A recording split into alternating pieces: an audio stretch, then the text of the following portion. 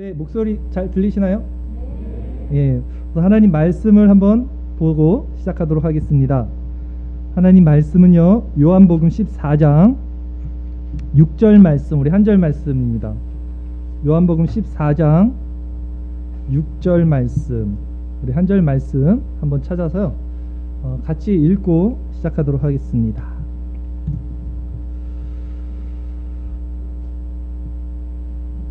요한복음 14장 6절 말씀, 우리가 많이 다들 알고 계시는 말씀이죠. 다 찾으셨나요? 한번 같이 읽어보겠습니다. 시작. 예수께서 이르시되 내가 곧 길이요 진리요 생명이니 않고는 아버지께로 올 자가 없느니라. 아멘. 자, 오늘 강의 제목 주제가 뭐냐면요, 좀 장황한데, 제목은 장황한데요, 개혁주의 관점에서 본 기독교 심리학 비평, 그렇죠? 기독교 심리학에 대해서 한번 말씀을 드려보고요, 또 나아가서 이 기독교 심리학이 가리키는 바가 무엇인지, 이것이 왜 우리 오늘날 교회 안에 들어가게 되는지, 건드려도 되는 거 맞아요? 이런 문제를 살펴볼 텐데요. 기독교 심리학은요, 여러분 혹시 기독교 심리학에 대해서 좀 들어보셨던 분 계세요? 그 전에, 아니면 그래서 내적 치유라든가 아버지 학교라든가 또 이런 것들, 또 프로그램을 좀 참여해 보신 분들 계십니까? 여기 다 개혁주의들만 모여서 사실 복음주의권 교회 안에는요, 이런 것들이 만연하게 확산돼 있어요. 이런 사상들, 이런 프로그램들이 굉장히 많이 내포되어 있는 기독교 심리학이 오늘날 교회 안에 많이 침투되어 있는 상황인데요. 이것이 이제 특징은 거죠. 인본주의라 그러죠. 우리가 인간의 중심, 그 다음에 신본주의는 하나님 중심, 우리 개혁주의는 뭐 중심이죠? 신본주의죠. 하나님 중심. 근데 이 기독교 심리학은 인본주의라고 해서 사람 중심의 어떤 신학 사상이라는 것이 위험하다는 거죠.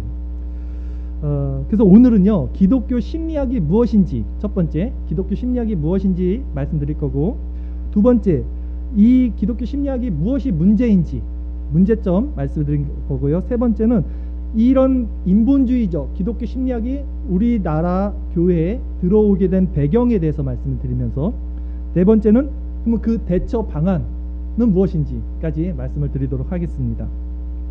기독교 심리학이라는 것은 말 그대로 기독교 플러스 심리학이에요.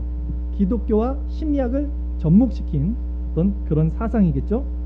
기독교 심리학이라는 사상, 신학 자체가 우리나라에 처음 들어온 것은 얼마 안 됐습니다. 1980년대 초로 제가 조사 결과 알게 되었는데요.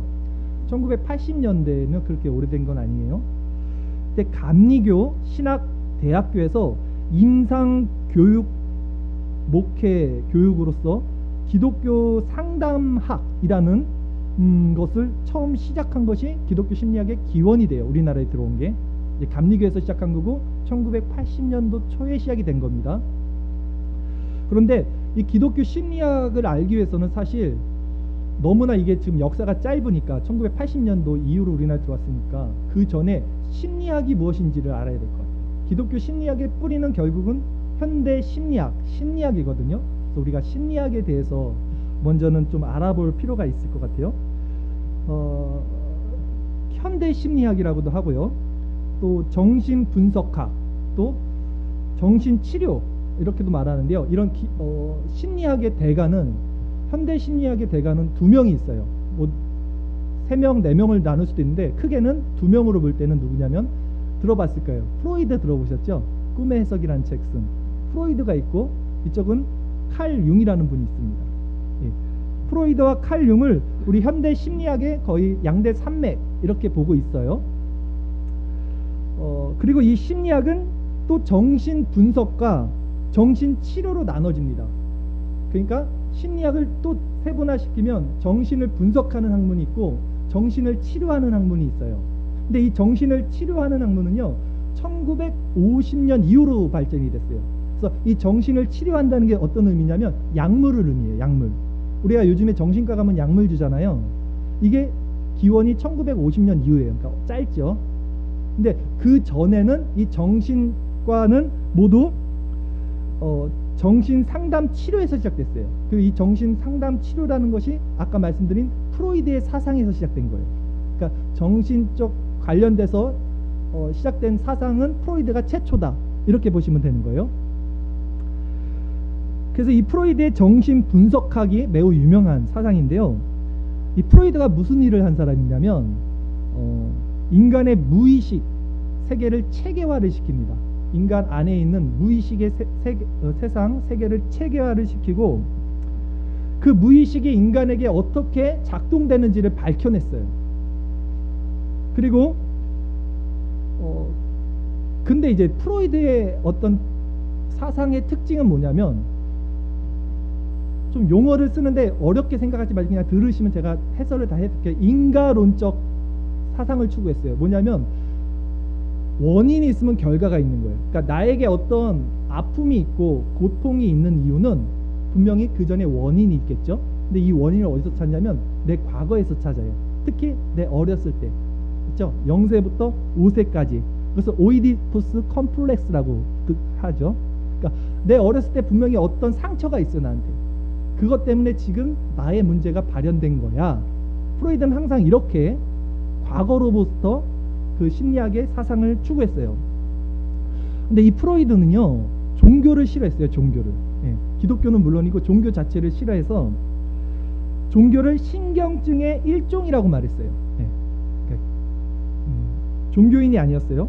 그러니까 이게 아이러니한 게, 이 프로이드가 세운 그 심리학을 기초한 기독교 심리학에 오늘날은 기독교는 거기다가 우리 기독교 사상을 세우고 있는 거예요. 이분 자체는 기독교인도 아니고 종교인도 아니었는데 그 사상을 취한 아이러니한 지금 상황이 된 거죠. 그리고 이제 프로이드 말고 아까 제가 두 사람이 있었다 그랬잖아요. 이 사람은 한 사람 누구였죠? 칼 구스푸스 융이라고 해요. 칼 융이라는 분이 있어요.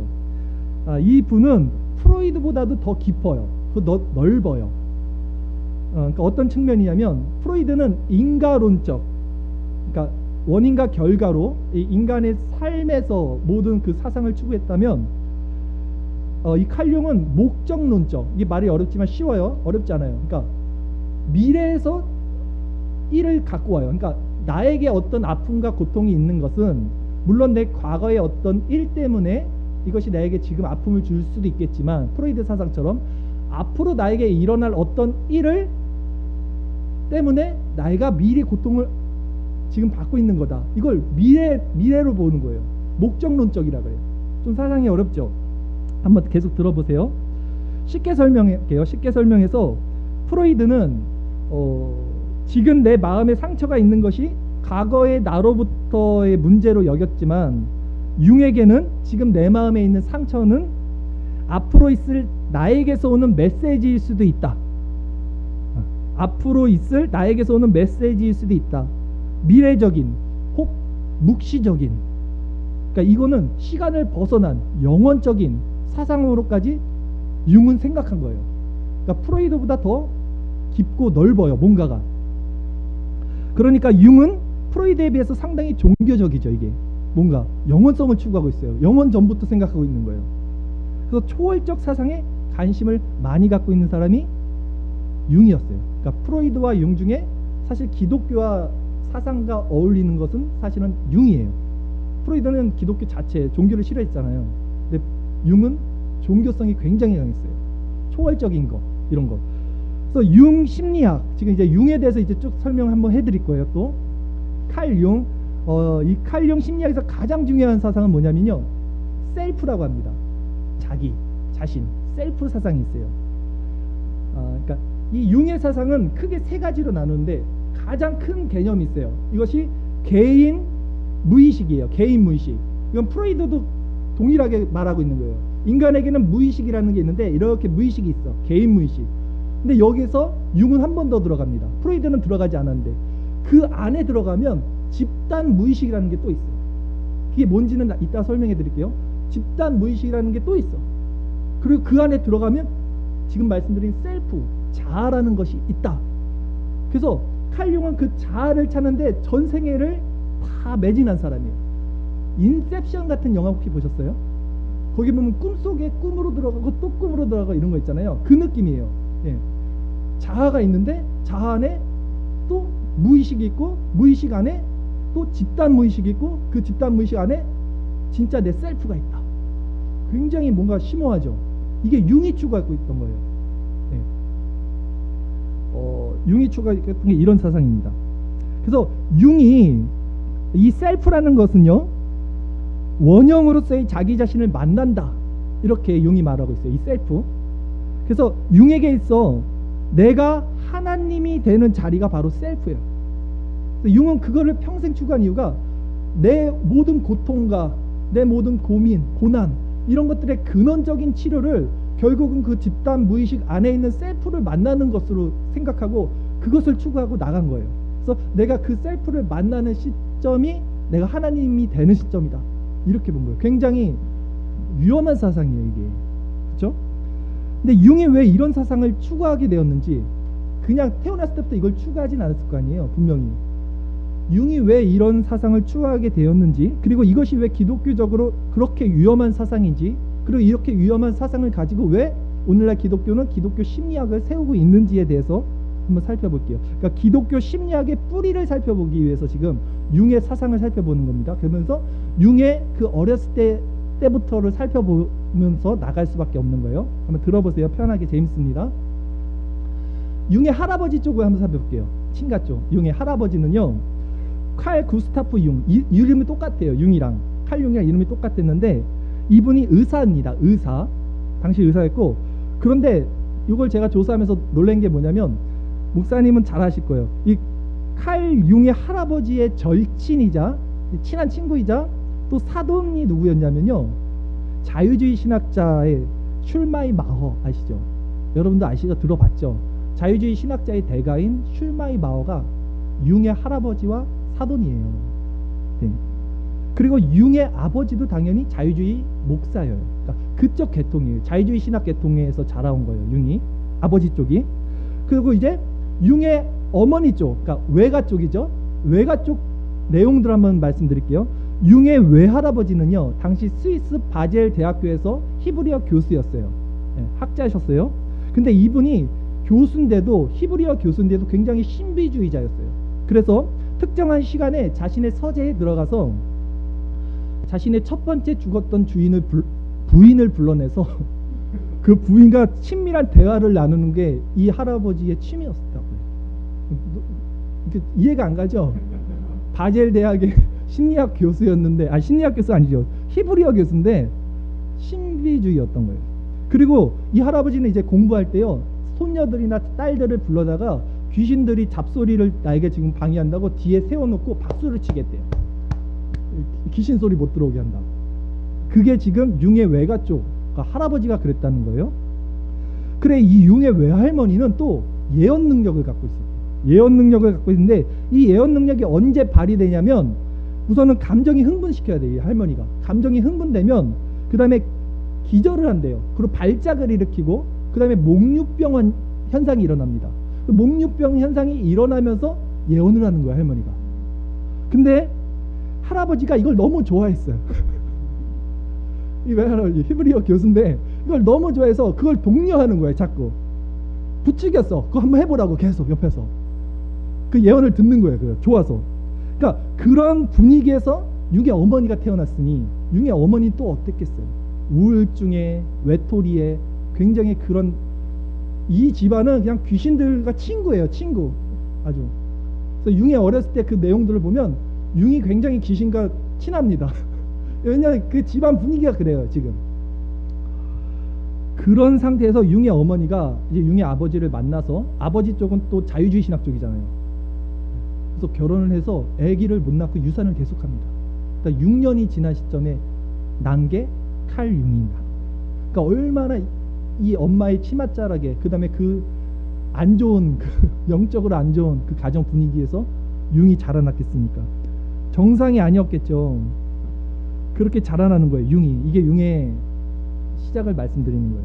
그 기괴한 가정 환경에서 융이 이제 자라나다가 13세가 됐을 때, 13세가 되면 보통 아마 중생 회심을 하잖아요. 보통 그러니까 그렇게 할 수 있는 나이잖아요. 그래서 우리가 14세, 만 14세 이제 세례도 주고 하는데, 이때 융에게도 굉장히 큰 사건이 일어나요. 왜냐하면 이 시대는 그래도 이제 기독교가 지배하고 있던 시대고 아버지가 목사고 이러니까 교회를 다녔단 말이에요. 어떤 자유주의 신학을 따랐어도 하나님을 믿고 성당을 다니고 이랬을 거예요. 근데 13세에 융이 교회를 버리는 사건이 일어납니다. 기독교를 떠나는 사건이 일어나요.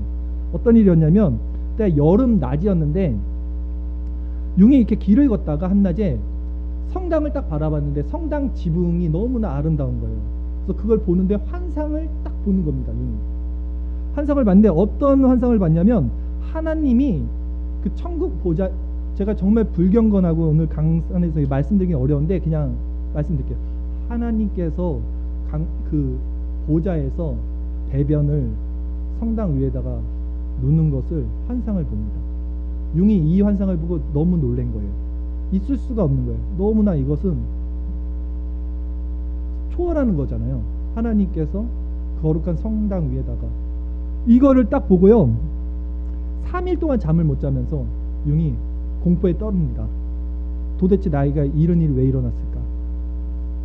근데 공포에 떠는 것까지는 좋았는데 이 고민 끝에 융이 이 환상에 대한 결론을 어떻게 내리냐면 이것은 내가 이 환상을 본 것은 신이 나에게 진짜 원하는 것은 내가 그 신께 그 신앙적인 복종이 아니라 그 시대만 해도 다 신본주의가 그래도 있기 때문에 하나님께 복종하는 시대였거든요. 신께 복종이 아니라 오히려 이 문제를 직면하는 인간의 용기를 보려고 하는 거다. 하나님께서 이런 괴괴한 일, 불경건한 일을 보여줌으로써 하나님께 넙죽 엎드리는 게 아니라 이 일을 직면하고 이 일을 헤쳐나가려는 인간의 용기를 보려고 한다고 이걸 이렇게 생각한 거예요. 이렇게 해석을 해버린 거예요. 이 일을. 그리고 여기서부터 융이 그 융의 핵심 사상의 모티브가 생기는데요. 주체로서의 인간이라는 말을 해요. 융이 주체로서의 인간, 인간이 주체라는 거예요. 그래서 교회를 떠납니다. 교회를 안 다니고 이 깨달음을 통해서 융은 그때부터 자신의 내면을 들여다보는 연구에 매진을 하게 되는 거예요. 13세 이후로. 그 융은요 철학 그리고 심령술 그리고 정신의학 등을 공부해요. 13세 이후에. 그리고 그의 철학적 사고는요 이제 철학에 대해서 한번 말씀드릴게요. 그가 어떤 철학의 배경을 갖고 있는지. 당시 그 시대가요 계몽주의 시대예요. 18세기 정도. 그 계몽주의 시대는 이성이 발달돼서 사람이 인본주의가 굉장히 꽃을 핀 시대거든요. 근데 이성이 신의 위치에 올라갔던 시대예요. 계몽주의가. 근데 그 당시에 그러니까 칸트나 헤겔 같은 신학자 그런 변증가들 그런 철학자들이 대세를 이루고 있던 시대인데 그때 쇼펜하우어라는 어떤 철학자가 등장을 하는데 이 사람이 누구냐면요 그 당시 철학사조인 그 계몽주의의 이성주의에 반하는 사상을 갖고 있었어요. 반한다기보다는 확장시키는 사상을 갖고 있었어요. 그러니까 쉽게 설명을 드릴게요. 당시 이성주의에서는요 헤겔의 변증학이 대세였습니다. 변증학은 뭐냐면요 참이 있고 거짓이 있어요. 그럼 뭔가 도출되죠. 그 도출된 것을 또 참과 거짓으로 나눠요. 그럼 뭔가 도출되죠. 그거에 또 참과 거짓을 또 나눠요. 계속해서 도출하면 마지막에는 진짜 그 진리가 남는다. 이게 정반합이거든요. 그래서 그 마지막에 남는 정신을 절대 정신이라 한다. 이게 계몽주의 사상 철학 사조였어요 당시. 그래서 순전히 이성적인 논리로 증명되는 시대였어요. 그때는 하나님이 그 신본주의가 무너지는 시대였어요. 그런데 쇼펜하우어라는 사람이 딱 등장하고 어떻게 말을 했냐면 이 사람은 인간 정신의 본질은 이성이 아니다 이렇게 말한 거예요. 거기까지는 좋아요. 이성이 아니다. 근데 이렇게 말해요. 그것은 무의식적 충돌과 감정이다. 이성이 아니다. 하나님이다. 이렇게 말해야 되는데 그거는 무의식이다. 그것은 감정이다. 그것이 인간 정신의 본질이다. 이렇게 말해요. 그러니까 이 얘기를 들은 융이 얼마나 좋겠어요. 그 융은 더욱더 무의식의 세계에 이제 매진합니다. 저 유명한 철학자가 이렇게 말하는구나. 그래 무의식이 진짜 인간의 본질이야 하고 확신을 갖고 계속 탐구해요. 그 융이요 어떤 일들을 했냐면 이제 사촌 동생이 여동생이 있는데요. 여동생을 영매 역할로 강령회를 만듭니다. 강령회 귀신 부르는 거. 그리고 강령회 체험을 통해서 여동생의 의식이 분열되고 그 여동생의 무의식 세계로 넘어가는 것을 발현되는 것을 관찰하면서 그것을 기록해요. 그것을 다 기록해요. 관찰해요. 근데 그걸 도와준 사람이 누구냐면 융의 어머니입니다. 융의 어머니가 그걸 통달한 사람이잖아요. 귀신이랑. 그걸 다 도와준 거예요, 융의 어머니가. 그래서 결국 그 강령회를 통해서 그 사촌 여동생을 통해서 계속 그 입신이라고 해야 되나? 그래서 그렇게 그 사람이 무의식으로 넘어가면서 일어났던 것들을 기록한 그것으로 융이요 논문을 쓰고 박사 학위를 받아요. 이걸로 박사 학위를 받아요. 좀 어렵나요? 재밌나요? 아니면 지루하나요? 우리는 자기 점검을 잘해서 개혁주의는 제가 또 청교도 쪽이라 우리는 늘 자기 점검을 해서 괜찮아요? 아니면 좀 괜찮아요? 알겠습니다. 감사합니다. 네, 자 계속 말씀드릴게요. 그리고 이제 시간이 지나서요. 1900년이 시작이래요. 1900 밀레니엄 1900년이 시작되면서 세상에 뭐가 나오냐면 융보다 한 30년 정도 빨리 태어난 아까 제가 처음 얘기했던 프로이드가 책 한 권을 딱 내는데 이 책 꿈의 해석이라는 책을 딱 내는 거예요. 꿈의 해석 되게 유명하잖아요. 꿈의 해석이 나오니까 반응이 둘로 싹 바뀝니다. 젊은 그 정신과 의사들은 이건 센세이션이다, 놀랍다, 박수치고, 나이 드신 그 정신 쪽 신학자들은 이거 엉터리다, 이게 무슨 말도 안 되는 소리를 하고 있냐, 이렇게 말한 거예요. 둘로 나눠지는 거예요. 근데 융은 어떻게 했어요? 당연히 프로이드 이게 너무 대박인 거예요, 이게. 그래서 융이 프로이드를 만나고 싶었는 거야. 이제 이 사람이야. 그러니까 쇼펜하우어를 막 따라갔다가 이제는 쇼펜하우어 아니야, 이 사람이 진짜야. 그래갖고 융이 프로이드를 만나려고 시도를 합니다. 1900년 이후로. 그래서 1907년에 이 둘이 만나요. 융과 프로이드가 만나서 프로이드의 제자로 들어갑니다. 근데 사실 융을 프로이드를 제자라고 보기에는 조금 한정적인 게 있어요. 왜냐하면 융이 프로이드를 만났던 1900년대 초는 융이 한 30대 초반이었고, 근데 사실 업적이 많았어요. 그때까지 이룬. 아까 박사학위도 받았잖아요. 예. 그러니까 제자라고 하긴 하지만 그래도 어떤 아버지로 보고 좀 그런 관계를 갖고 있었어요, 이들이. 그래서 한 4년을 교제해요. 4년을. 처음엔 죽고 못 삽니다, 이 둘이. 내가 드디어 만났어요, 막 이래요. 근데 4년 후에 둘이 결별해요. 4년밖에 못 갑니다. 왜 4년 후에 결별하냐면 이 결별하게 된 이유가요, 사상이 차이가 나요. 이제 어떻게 차이가 났냐면, 아까 제가 서두에 말씀드렸잖아요. 프로이드는 오이디푸스 컴플렉스, 그렇죠? 내 과거로부터 모든 영감을 받아요. 원인을 인과율로 받아들여요. 그런데 융은 목적론, 영원적이고 우주적이고 어떤 그 무의식 너머의 세계에서 이걸 다 끄집어 들어오는 거예요. 그러니까 당연히 둘이 안 맞는 부분이 있는 거예요. 프로이드는 종교를 싫어했는데 융은 종교적이에요. 그래서 융은 이 오이디푸스 컴플렉스 이전, 그래서 영원부터 근거를 들어서 접어오기 때문에, 이걸 가져오기 때문에 결국은 프로이트와 결별을 하게 됩니다. 1907년 정도에 이제 7년에서 4년 만났으니까 1911년 정도에 이제 결별을 하는 거예요. 자, 그러니까 어떻게 보면요, 융이요 프로이드보다는 더 깊고 넓어요, 확실히. 예. 그래서 프로이드의 이 성이론, 오이디푸스 컴플렉스, 이 성이론을 더욱 깊은 곳까지 끌고 간 것이 융이에요. 그러니까 융은 본인이 말해요. 나는 프로이드를 배신한 게 아니라 그래요. 그는 배신한 게 아니라 더 확장시킨 거예요. 융의 입장에서는. 프로이드의 입장에서는 배신한 거고. 그러니까 융은 항상 그 이성 너머에 있는 뭔가에 도달하고 싶었어요. 항상 그 무의식 너머에 있는 뭔가, 셀프라고 지칭한 그거에 도달하고 싶었던 게 융이었어요. 그래서 결국 융은요, 이 개인 무의식, 이건 프로이드와 사상이 똑같아요. 그렇죠? 이 프로이드가 가르쳐줬던 개인 무의식을 배우고 그 안에 너머에 있는 집단 무의식이라는 세계를 이제 연구하기 시작합니다. 이때부터. 융이 이제 중년이 돼요. 그래서 노년까지, 죽기 전까지 이 집단 무의식에 대해서 엄청 연구를 하는데, 이때 이 집단 무의식을 연구할 수 있는 중요한 사건이 생겨요. 역사적으로. 어떤 일이 일어나냐면, 영지주의라고 혹시 들어보셨죠? 아시죠? 예, 이단, 초대 이단. 이 영지주의가 325년인가 그 종교회의, 니케아 종교회의인가 이제 이단으로 정제를 받는데, 이게 일시적으로 부활할 때가 있었어요. 왜냐하면 영지주의의 그 많은 책들이 발견이 된 거예요. 예, 그것이 발견되면서 1945년 정도에 한시적으로, 일시적으로 영지주의가 다시 이게 들끓은 적이 있었습니다. 근데 융이 그걸 딱 보고 이 영지주의자들의 사상을 접하고 나서 이것이 자신이 추구했던 그 집단 무의식과 연결이 된다는 것을 발견해요. 무슨 말이냐면, 집단 무의식이라는 것은요, 말 그대로 집단적으로 무의식 세계가 있다는 거잖아요. 개인 무의식이 아니라 집단적으로 동일한 무의식. 그러니까 이 집단 무의식을 쉽게 설명하면 이런 거예요. 인간이 태어났을 때 그냥 뱀이 싫어, 뱀은 그냥 싫어, 애들도 다. 그게 무의식적으로 집단적으로 내재돼 있다는 거예요. 창조 때부터 그냥 하는 말입니다. 뱀이 우리를 택했으니까 뱀이 싫은 거야. 이런 식으로 뭔가 집단적으로 내재되는 게 집단 무의식인데, 이들 영지주의자들은요, 종교적 체험을 하는 사람들이잖아요. 신비주의자들이잖아요. 그러니까 이 종교적 체험이 바로 무의식과 연결이 되니까 이들이 그 바탕으로 신학을 관찰한 사람들이 영지주의였어요.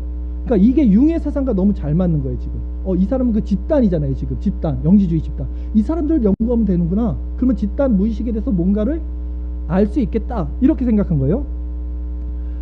한 개인이 아닌 집단으로 일어났다는 게 포인트입니다. 이 집단 무의식은. 그러니까 칼융 사상의 핵심은 뭐냐면요, 영지주의를 통해서 발견한 집단 무의식의 세계예요. 얼마나 비기독교적인 거예요, 이게. 지금 이런 것들을 다 알면 이런 것에 근간을 세운 기독교 심리학은 쳐다도 안 봐야 되는 거거든요. 근데 그걸 가지고 뭘 하고 있어요, 지금. 해석 한번 말씀드리겠습니다. 그리고 이제 최종적으로 들어갑니다. 이제 좀 융의 이제 인생사가 끝납니다. 이제 융이 끝나는 거예요. 융만. 1시간 안에 끝내겠습니다. 자, 그리고 최종적으로 융이 연구한 이 집단 무의식에서 그 너머에 있는 그게 뭐라 그랬죠? 최종적인 그 목적이 셀프는 무엇인가? 요게 남았죠. 요거 설명 한번 드릴게요. 이것을 이론화, 무조건 신학이나 어떤 철학은 이론화가 돼야 돼요. 그것이 문서로 적용이 돼야지 그게 학위가 되는 거잖아요. 이것을 이론화한 것이 그냥 듣고 잊어버려도 돼요. 개성화 과정이라고 해요. 이 셀프에 대해서 이론화한 것이 개성화 과정이라고 해요. 이게 원형과의 만남. 이 원형이라는 게 진짜 자아, 어떤 그런 의미예요. 근데 이 인간이 이 셀프를 만난다는 것, 즉 개성화 과정을 겪는다는 것은 인간에게는 이 개성화 과정, 내가 내 자신의 셀프를 만나기 위해서는 조건이 필요해요. 융이 볼 때는 이 조건은 인간에게서는 위기가 돼야 돼요. 융이 이렇게 얘기하는 겁니다. 그래서 이거 심리학적인 용어로는요, 그림자라는 말을 해요. 그림자. 그러니까 자기의 그림자를 만나야지만 개성화 과정이 들어가는 거예요. 즉 내 자아와 만나는 거예요. 그러니까 해탈, 너바나, 열반에 드는 거예요. 불교 용어로. 그림자를 만나야 되는 거예요. 역경. 이 그림자는 뭐냐면요, 쉽게 말하면 내 내면에 부정하고 싶은 내 모습, 남들에게 감추고 싶은 모습 있죠. 우리 다 있어요. 그렇죠? 아닌 것처럼 하시고 그 있단 말이에요. 치부, 감추고 싶은 거, 이게 드러나야 된다는 거예요. 이게 융이, 이게 그림자라는 거예요. 이 자아의 남들에게 감추고 싶은 자아상, 그 싫은 내 모습과 맞 닿아야 돼. 예, 이 과정을 통해서 개성화 과정으로 넘어갈 수 있다는 거예요. 그러나 융의 사상을 통해 보게 된다면 결국 그 그림자를 만나야 개성화 과정으로 들어가게 되는데, 이 셀프가 결국 그 개성화 과정의 최종 목적지다, 이렇게 말씀을 드리는 거예요. 그리고 이제 한번 들어보세요. 이 말은 좀 중요한 것 같아요. 우리의 건강한 의식이 우리 내면의 무의식을 관조할 수 있는 마음 자세가 되면 우리는 초월적인 내면의 속성, 즉 내 의식 바깥에 있는 초월적 내면의 속성을 경험할 수 있다라고 융이 말해요. 상당히 어려운 말이에요. 다시 한번 들어보세요. 천천히 말씀드릴게요. 우리의 건강한 의식이라고 말해요. 여기서 건강한 의식은 우리 관점에서 보면 뭐냐면 신본주의로 내 지정의, 지성과 감성과 정서가 올바로 마음이 정서돼서 하나님의 신본주의 말씀의 기준에서 세상을 판단하는 지각을 갖고 있는 걸 올바른 건강한 의식이라고 보죠, 우리는. 근데 여기서 말하는, 융이 말하는 건강한 의식은 좀 다르겠죠.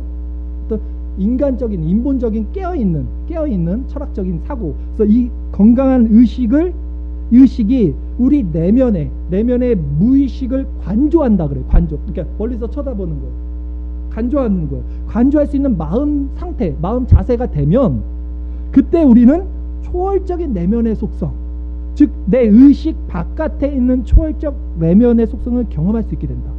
이게 자아다, 셀프다, 이렇게 말하는 거예요.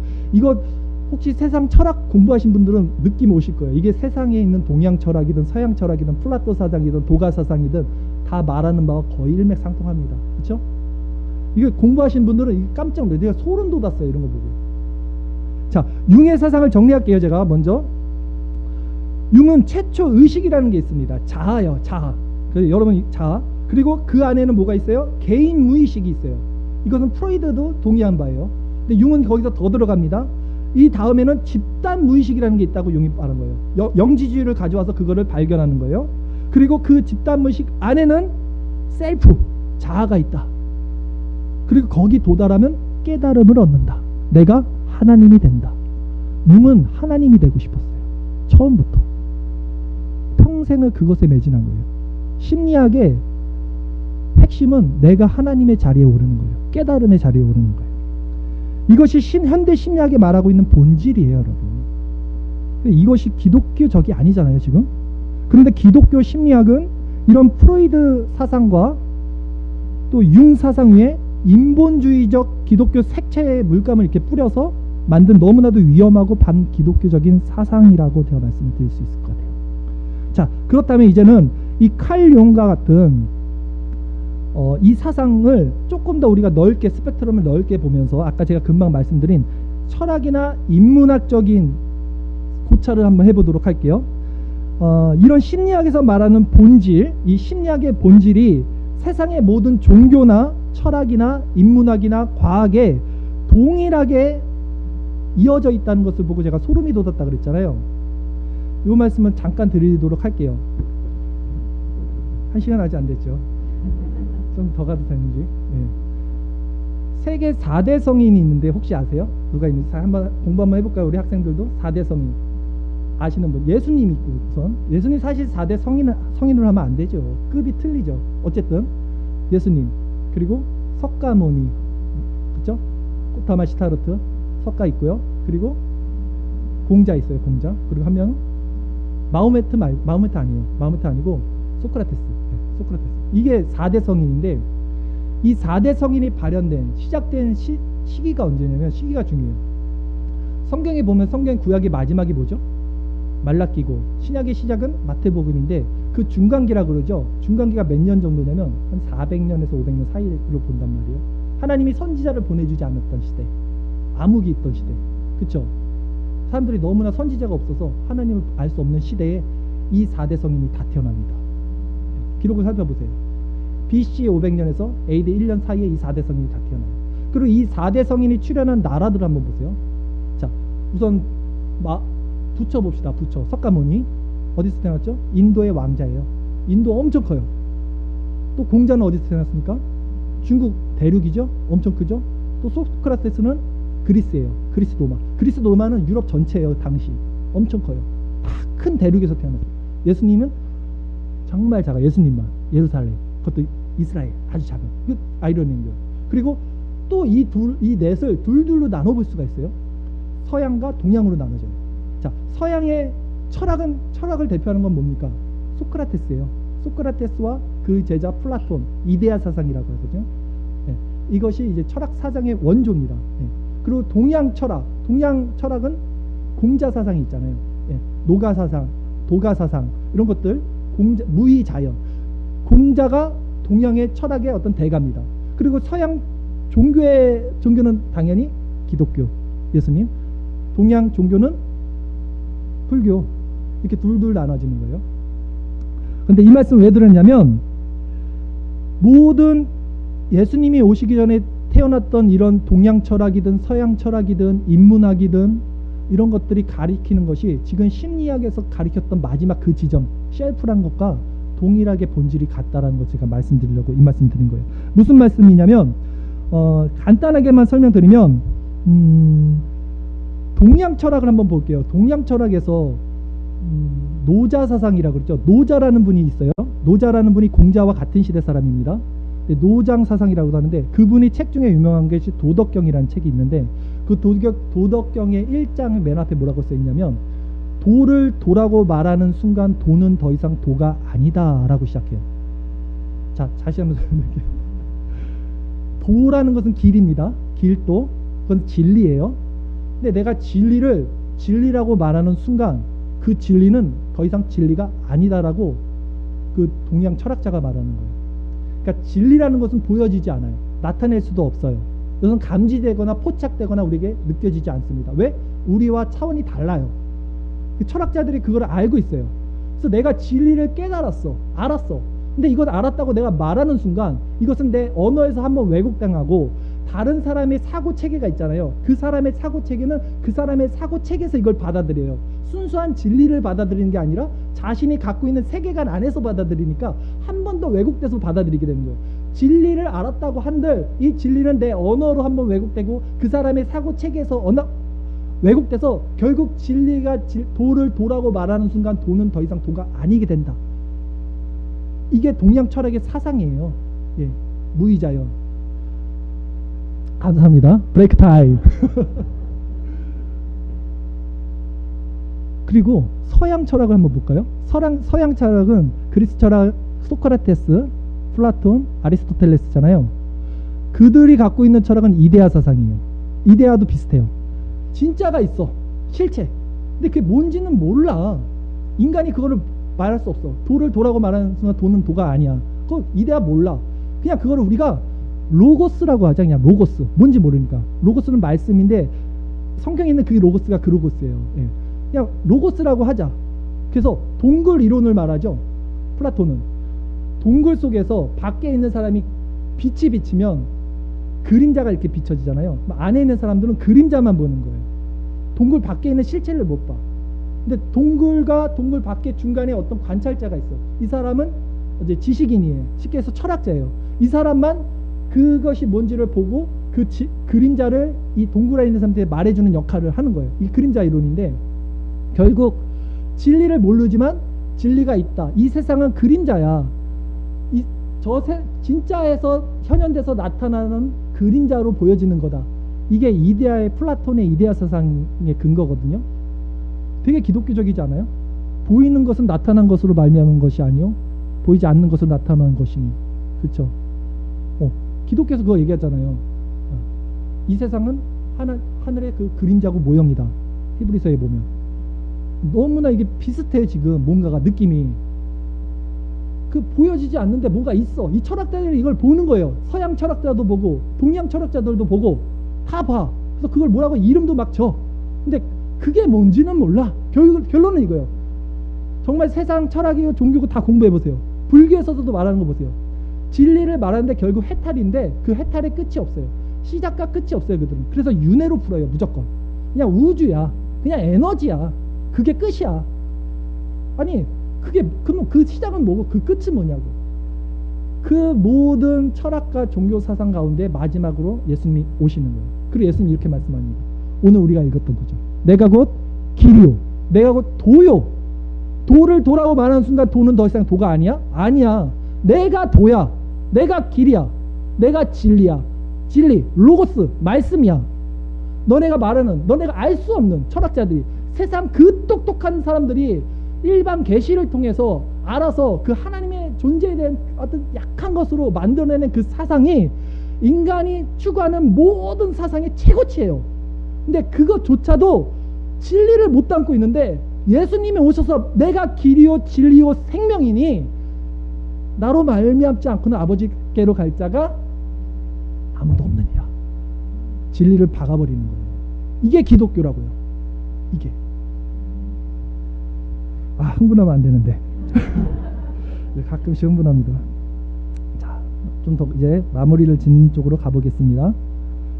자, 이렇듯 하나님을 떠난 인간이 만들어내는 최고의 가치는요, 자기가 하나님이 되고 싶어하는 거예요. 여러분, 인간이 하나님이 되고자 하는 역사가 언제부터 시작된지 아세요? 아담과 하와 때, 창조 때 한번 살펴볼까요? 뱀이 하와에게 유혹합니다. 네가 이거 먹는 날에는 하나님과 같이 될 거야. 너 눈이 밝아서 하나님과 같이 될 거야. 선악을 구별할 줄 알 거야. 그냥 선악과 먹은 게 아니에요. 인간은 하나님이 되고 싶었던 거예요. 그런데 그 사단의 공격이 창조 때부터 지금 이 시간까지 인문학, 과학, 종교, 심리학까지 모두 통틀어서 결국 인간이 만들어내고 추구한 그 최고의 가치가 셀프. 네가 하나님이 되는 거야. 불교든 동양 성경이든 모든 과학이든 인문학이든 심리학이든 그게 다예요. 인간이 만들어내는 거. 근데 그거 발견해놓고 나는 4대 성인이야. 너네 이런 거 모르지? 그거 알기도 힘들어요. 사실 일반 사람들이. 그렇잖아요. 집단무의식이 뭐 셀프가 뭐야 그러잖아요. 우리는. 그들은 그걸 깨달아 놓고 그냥 내가 하나님 됐다고 생각하는 거예요. 아무것도. 그게 인간이 하나님 되고 싶은, 사단이 인간에게 공격하는 최고의 무기라는 것입니다. 세상은 창조 때부터 지금까지 이 역사 안에서 움직여지는 거예요. 제가 이것을 알고 소름이 돋았다 그러는 거예요. 사단이 동일하게 역사하는구나. 동일하게. 인간이 하나님이 되고 싶은 사상을 딱 한마디로 요약하면 뭔지 아세요? 이게 인본주의예요. 근데 우리는 뭐라고 해요? 하나님은 하나님이시고 나는 인간이야. 이게 신본주의예요. 딱 여기서 나눠지는 거예요. 하나님은 하나님이시고 나는 피조물이야. 나는 인간이야. 이걸 고백하는 것이 신본주의고 이 사상을 가르치는 것이 개혁주의예요. 근데 내가 하나님이 될 수 있어. 말은 그렇게 안 하죠. 말은 내가 하나님 만났어. 내가 하나님이 나에게 은혜를 줬어. 근데 그 내면을 깊이 뚫고 들어가면 그 안에 있는 것은 셀프예요. 내가 추구하는 행복, 내가 추구하는 진리, 내가 추구하는 하나님, 내가 하나님 자리에 오르는 거. 다 그렇게 간통됩니다. 역사는. 이거 너무나 무서운 이야기예요. 모든 인간은 하나님 자리에 오르며 신이 되고자 하는 그 중심 사상에 사탄의 역사가 있고 이것이 인간의 역사입니다. 그러나 우리 개혁 신학의 신본주의 사상은 하나님은 하나님이고 나는 인간이라는 사실을 고백하는 것입니다. 그래서 기독교에서는요 똑같아요. 원리가. 겉사람이 죽고 속사람으로 우리가 중생받는다 그러잖아요. 불교에서는요 에고, 내 겉사람 안에 내가 참나 각성을 해서, 참나 각성이 속사람이에요. 쉽게 하면 이 셀프가 똑같아요. 연결이 다 돼요. 그래서 내가 견성을 하게 된다 그러는 거예요. 말은 다 똑같아. 흉내를 잘 내요. 사단은 확실히. 얼핏 보면 다 똑같아. 다 같은 하나님이고 다 같은 깨달음이야. 근데 전혀 다른 거예요. 전혀 다른 거예요. 신본주의와 인본주의. 내가 중심이냐 하나님이 중심이냐 이게 딱 차이가 나는 거예요. 오늘날 복음주의권 교회에서 기독교 심리학이라는 이름으로 아무리 거짓으로 포장해도 그들의 사상 중심에는 항상 인간이 중심인 인본주의가 있고 그것이 사단의 속임수인 것을 그들은 깨달지 못하고 있는 거예요. 자, 기독교 심리학을 이제 비판을 하겠습니다. 오늘 이게 본론이니까 짧게. 그렇기에 기독교 심리학은 인간의 가장 긴급한 문제가 하나님의 진노로부터의 구원이 아니라 내면의 치료라고 생각하고 있어요. 그래서 기독교 심리학 사상 핵심은 내적 치유라고 해요. 내적 치유. 들어보셨는지 모르겠는데, 근데 복음은요 우리가 예수님을 만나고 진리를 안다는 것은 전인이라고 그랬잖아요. 우리는 지정이 전인이 치유되는 거예요. 한 번에 전인이. 그러니까 내적 치유는 뭐냐면요, 내가 하나님을 만났어. 근데 아직 내가 마음이 이상하네. 왜 이상한지 생각해 봤더니 아, 내가 어렸을 때 아빠한테 맞았네. 그거예요. 아, 그래서 내가 그 아빠한테 맞았던 시점으로 돌아가서 내가 아빠를 용서해야 돼. 아빠를 용서하면 아, 이제 내가 하나님과 올바로 만날 수 있어. 이게 기독교 심리학이 말하는 내적 치료의 원리예요. 생각을 해보세요. 복음은 전인이에요. 예수를 만나면 그것으로 끝이에요. 자유케 되는 거예요. 해방케 되는 거예요. 성령의 생명의 법이 죄와 사망의 법에서 우리를 해방시키는 거예요. 끝. 더 이상 뭐가 필요 없어요. 근데 거기서 뭘 자꾸 더해. 아, 나 하나님을 만났어. 복음을 만났대. 근데 내적 치료는 또 받아야 돼. 근데 다 그러고 있어요. 복음주의권 교회 안에서. 아버지 학교든 또 모르겠어 저는. 하여튼 많은 프로그램들이 다 그렇대요. 도대체 복음을 뭘 만나는 거예요? 복음을. 말이 안 되는 겁니다. 진짜. 자, 또한 기독교 심리학을 추구하는 자들은요 어떤 이론을 말하냐면 하나님의 일반 은총을 갖고 와요. 그러니까 일반 은총이라는 것은 자연인들, 구원받지 못한 자들에게도 하나님이 은혜로 보여주시는 거잖아요. 그러니까 일반 은총으로 하나님이 심리학을 줬잖아. 그거 일반 은총 아니야? 의학도, 야, 의학이랑 심리학이랑 잘 연결돼 있어. 그러면 의학도 일반 은총이라면 과학도 일반 은총이고 자연도 일반 은총이잖아. 심리학도 일반 은총이야.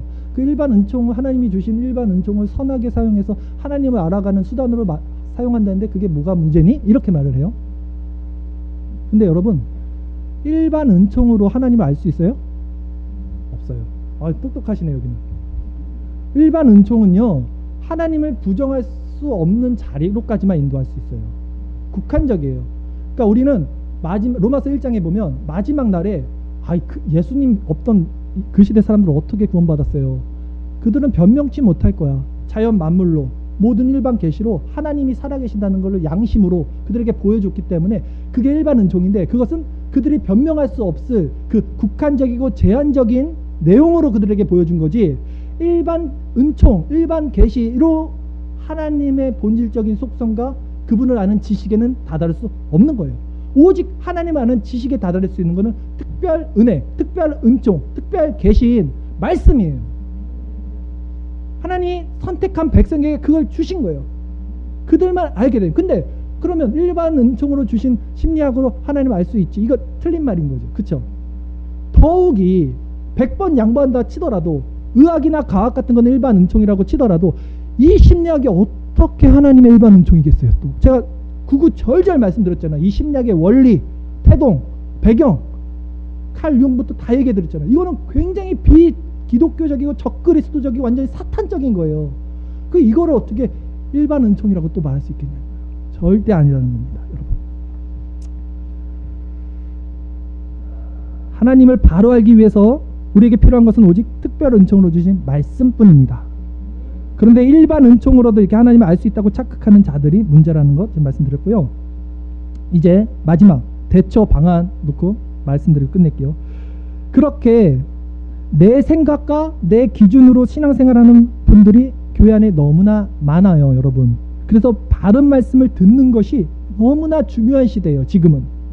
여러분들은 개혁주의 교회 안에 너무나 잘 들어오신 거예요, 지금. 이제 마지막으로 이것에 대한 대처 방안을 말씀드리겠습니다.